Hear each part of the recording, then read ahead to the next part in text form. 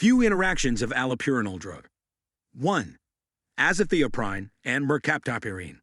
Mercaptopurine are metabolized to the active metabolite 6-thioguanine and 2 inactive metabolites, 6-methylmercaptopurine and 6-theoric acid. Allopurinol inhibits xanthineoxidase enzyme, which is necessary to metabolize mercaptopurine into inactive metabolite, result in increased production of the active 6-thioguanine metabolite. It is immunosuppressant, thereby increasing the risk of myelosuppression. When used concomitantly with allopurinol, the dose of azathioprine and mercaptopurine should be decreased by 1/3 to 1/4. 2. Warfarin.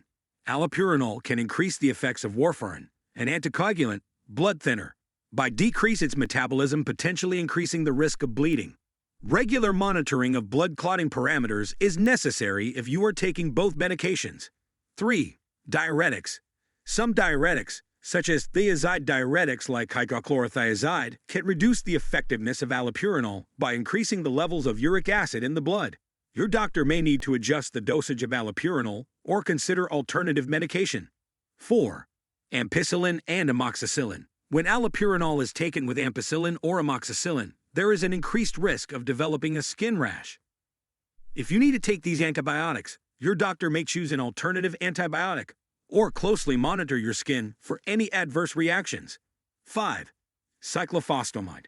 Allopurinol may increase the risk of bone marrow suppression when used with cyclophosphamide, a chemotherapy medication.